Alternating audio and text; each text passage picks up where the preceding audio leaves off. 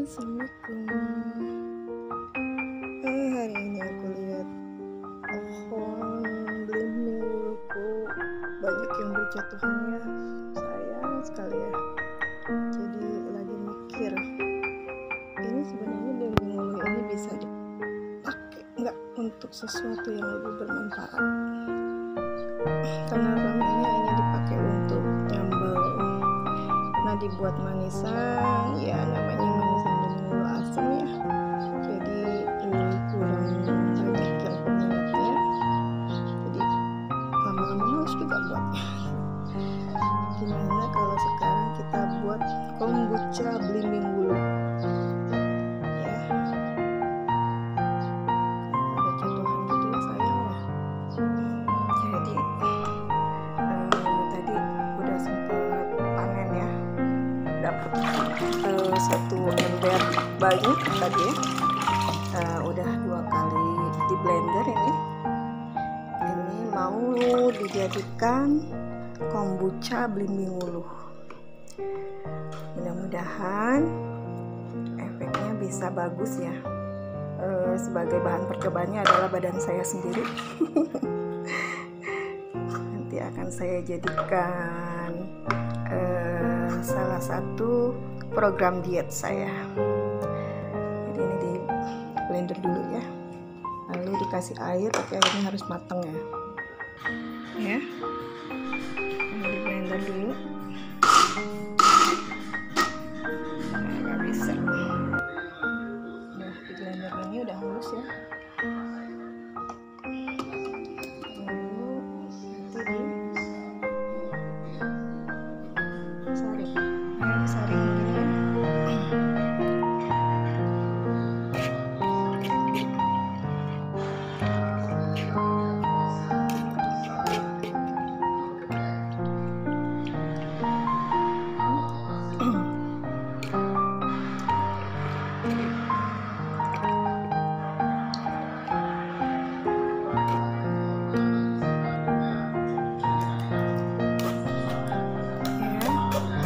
Sudah disaring begini, ternyata airnya hanya mendapat sekitar 1 liter ya, 1,5 liter.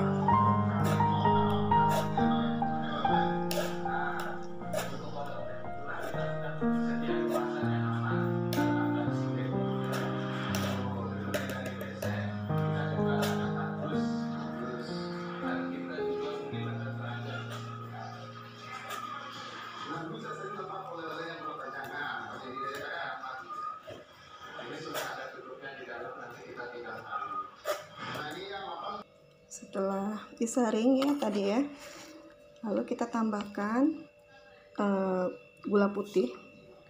Takarannya adalah 10-15 takar. Ini untuk membuat kondisi airnya jadi manis ya, manis nanti munculnya jadi manis asam. 6 7 10.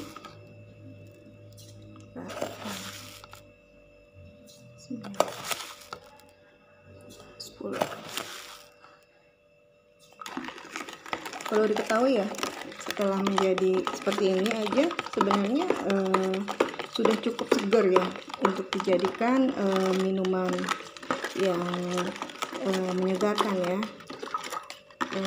Jadi sebenarnya belimbing wulu itu daripada terbuang-buang, masih mending dijadiin jus ya, juicer belimbing wulu. Tapi saya mempergunakan kombucha itu untuk sekalian memberi pengawet, sebagai pengawet yang alami ya. Dengan begitu, jika kita membuat banyak, kita bisa menyimpannya di dalam kulkas atau di suhu ruangan, dan itu tidak menyebabkan basi. Karena memang setelah terjadi fermentasi, kemungkinan untuk basi atau menjadi kadaluarsa itu sangat kecil, kecuali kalau dimasuki kotoran atau bakteri yang patogen ya. Untuk kombucha sendiri yang perlu diketahui adalah kita menggunakan peragian atau apa namanya, mamah kombucha atau apa namanya, Scooby ya. Scooby itu apa namanya, kultural bakteri, apa ya namanya tuh, simbiosis gitu, simbiosis kultural bakteri dan apa namanya, jamur ya kalau nggak salah, peragian gitu. Ini setelah diaduk, setelah gulanya sudah tidak ada lagi ya, nanti kita akan masukkan ke proses selanjutnya. Nah, di sini saya sudah punya Scooby-nya ya. Scooby-nya dimasukkan ke dalam toples ukuran sekitar 3 liter atau 2 liter setengah ya. Ini 2 liter setengah. Ini saya masukkan air 1 liter ya. Jadi takarannya itu adalah Scooby dengan dengan cairan kombucha.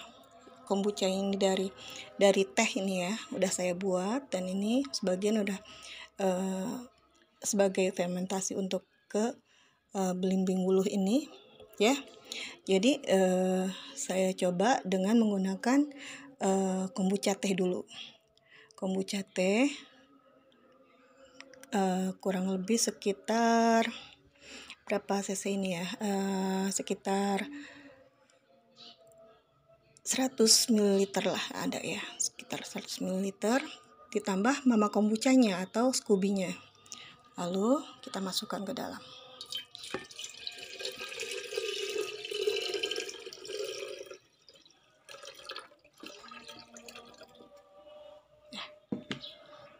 Lalu kita aduk ya. Jadi diaduk-aduk ya, biar cairan maksudnya minuman kombucha, kombucha tadi tercampur dengan juicer dari belimbing wuluh ya, yang tadi barusan saya buat. Ini akan didiamkan selama 7-14 hari. Untuk khasiatnya, yang paling utama adalah kita melihat khasiat dari belimbing wuluh secara buah ya. Untuk kombucha ini masih dalam tahap observasi saya, dan saya sebagai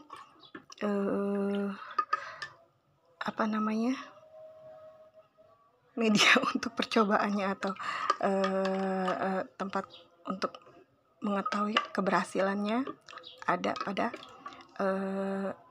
apa yang akan saya lakukan pada diri saya sendiri.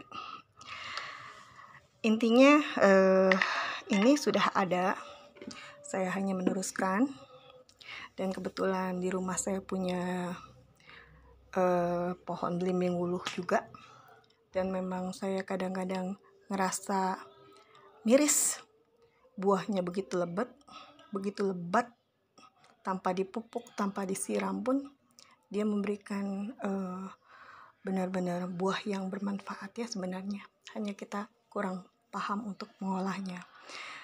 Dari penelusuran saya di browsing di Google, saya menemukan di Google dan YouTube ya, saya menemukan bahwa beberapa rekan-rekan se-Nusantara ini sudah ada yang pernah melakukan kegiatan bagaimana memanfaatkan belimbing wuluh sebagai minuman. Nah, ini saya hanya ingin membuat khusus ya, karena memang saya sedang menyukai teh dari kombucha. Karena teh kombucha ini efeknya ke badan saya adalah menjadi segar ya, dan saya nggak perlu lagi harus beli teh yang ada di warung-warung yang mungkin dia memakai zat pengawet kimia yang lebih banyak, dan ini pengawetnya adalah alami. Alhamdulillah setelah sekian lama saya minum teh kombucha, berat badan saya berangsur menjadi menyusut ya, menjadi berkurang. Ditambah saya juga tidak terlalu ingin ngemil, karena setiap saya haus saya minum antara kombucha atau air putih. Tapi memang tidak boleh menghindari dari air putih ya. Kita harus minum air putih, dan kombucha ini sebagai selingan atau sebagai tambahan. Demikian. Nah, ini dari beberapa penelitian bahwa belimbing wuluh ini banyak manfaatnya, banyak khasiatnya. Mungkin teman-teman semua bisa googling sendiri ya, apa manfaat belimbing wuluh. Ketika sudah dijadikan belimbing wuluh kombucha, saya belum bisa memastikan apa saja efeknya. Jadi saya belum bisa bercerita. Mungkin nanti selanjutnya akan ada penuturan yang lain setelah saya melakukan uji coba pada tubuh saya sendiri. Karena kalau pakai tubuh orang lain, saya nggak bisa bertanggung jawab jika ada sesuatu. Tapi kalau tubuh saya sendiri, insya Allah ya, mudah-mudahan saya tahu gejala-gejala yang tidak baik, mungkin akan langsung saya berhentikan gitu ya. Terima kasih sudah menonton channel ini. Jika bermanfaat, tolong subscribe ya, dan klik like. Ikut-ikutan ya. Tapi memang mungkin dengan begitu kita akan bisa terus terhubung ya. Mungkin nanti selanjutnya saya akan membuat siaran ya, hasil dari pemantauan saya atau observer saya. Demikian. Wabillahi taufiq wal hidayah. Wassalamualaikum warahmatullahi wabarakatuh.